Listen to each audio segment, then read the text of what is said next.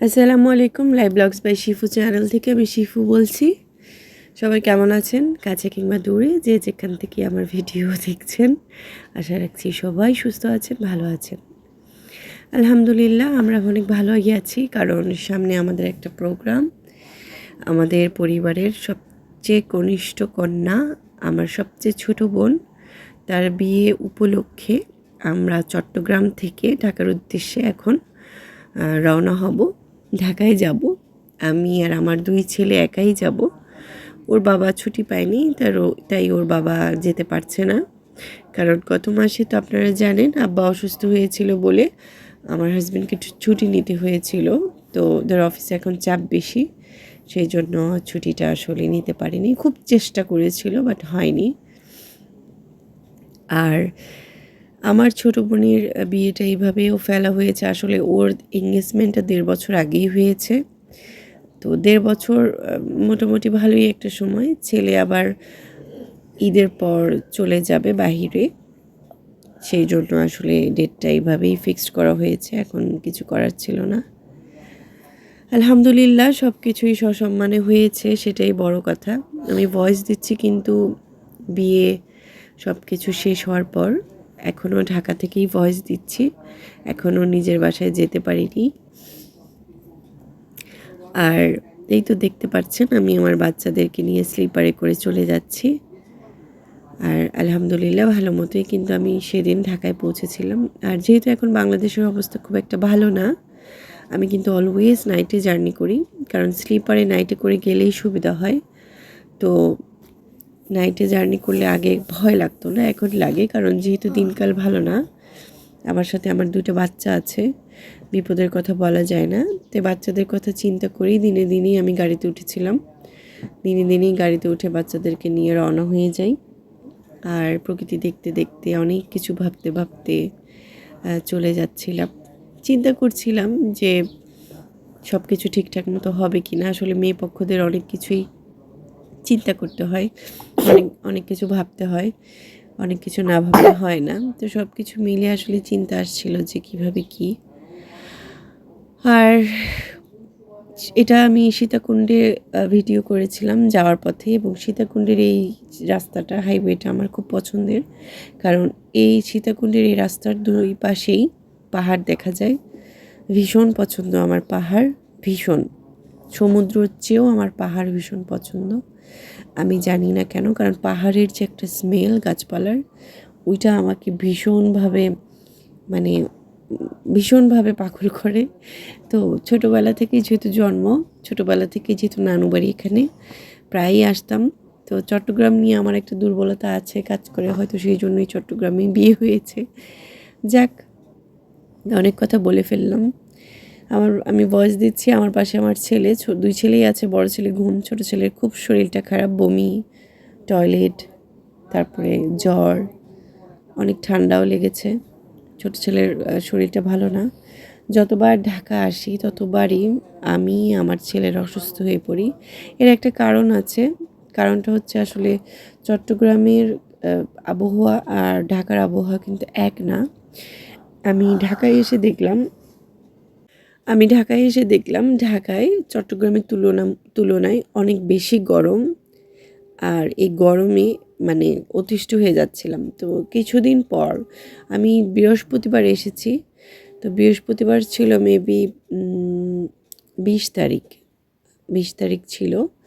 তো যেটা বলছিলাম, তো তার 2 দিন পরেই দেখলাম আবার ঠান্ডা আবহাওয়া হয়ে গেছে। এই যে ওয়েদার চেঞ্জ, এটাতে আমার বাচ্চাদের একটু এফেক্ট হয়। আর এখন যেটা দেখতে পাচ্ছেন, এটা হচ্ছে ছেলেদের জন্য আমরা যে ডালা পাঠাচ্ছি, ওই ডালার ভিডিও। আমরা আমাদের মতো করেই আসলে চেষ্টা করেছি ছেলেকে খুশি করার। আলহামদুলিল্লাহ, সে অনেক খুশিও হয়েছে, তার বাড়ির সবাই খুশি হয়েছে।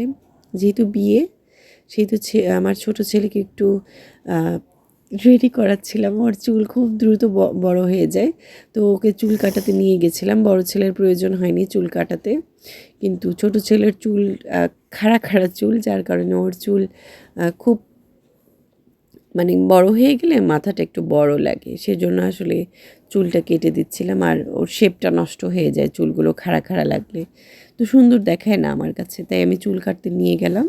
আর দেখেন চুল কাটাতে নিয়ে গিয়ে ও কিন্তু বেহুশ ঘুমিয়ে যাচ্ছে, মানে এত আরাম পাচ্ছে ও ঘুমিয়ে যাচ্ছিল। দেন তো বাসায় চলে আসি।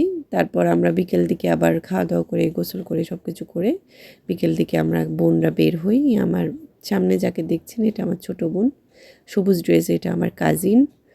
আর তার সামনে আমার 2 ছেলেও ছিল। সবাই মিলে আর কি একটু মার্কেটে শপিং করতে যাচ্ছিলাম।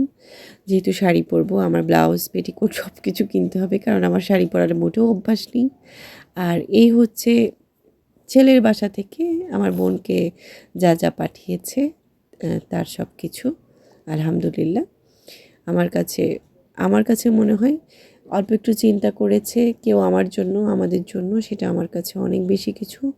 আলহামদুলিল্লাহ। আর এই রীতি রেওয়াজটা তো চলেই, যে ছেলেকে ডালা পাঠাতে হয়, মেয়েকে ডালা পাঠাতে হয়, এটা একটা খুশি, এটা একটা আনন্দ, আর কিছুই না। তো আলহামদুলিল্লাহ আমাদেরও ভালো লেগেছে, ওদের চয়েসগুলোও ভালো লেগেছে। আমার বোনই চয়েস করেছে, ওরা যে শপিং করেছে বিয়ের সব কিছুই কিন্তু আমার বোনকে নিয়ে গিয়েই করেছে। তো আমার বোনের চয়েসই সব কিছু হয়েছে আলহামদুলিল্লাহ। আর মন দিল আসলে একটু খারাপ, গতকালকে যেহেতু ওর বিয়ে হয়ে গেল, তো পুরো ঘরটাই খালি হয়ে গেছে।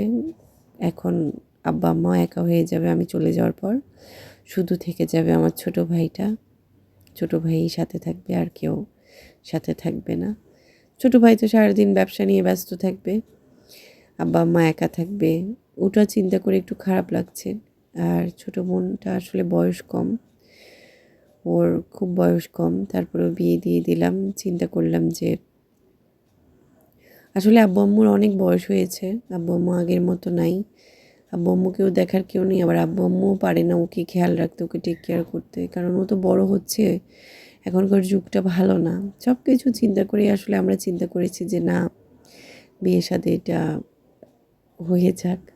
আর ছেলেও ভালো পেয়ে, সবচেয়ে বড় কথা ছেলেটা ভালো পেয়েছিলাম তাই দিয়ে দিয়েছি, বাকিটা তো আল্লাহ মালিক, আল্লাহর উপর ডিপেন্ড করে, আল্লাহ যা রেখেছেন আলহামদুলিল্লাহ। দোয়া করবেন আপনারা সবাই যেন আমার ছোটো বোন ভালো থাকে, সুস্থ থাকে, আল্লাহ যেন ওকে অনেক অনেক অনেক সুখে রাখে। আর এই যে আমার কাজিনরা মিলে, আমার ভাই বোন মিলে ওর হলুদের মানে জাস্ট একটা ব্যাকগ্রাউন্ড সাজাচ্ছিল, কারণ আমার ছোট ভাই আর সবাই সবাই মিলে জাস্ট একটা ঘরোয়াভাবে আমরা হলুদ করব। ঘরোয়াভাবে হলুদ করার জন্য যা যা মানে যতটুকু করা যায় করেছি, খুব বড়োভাবে করিনি।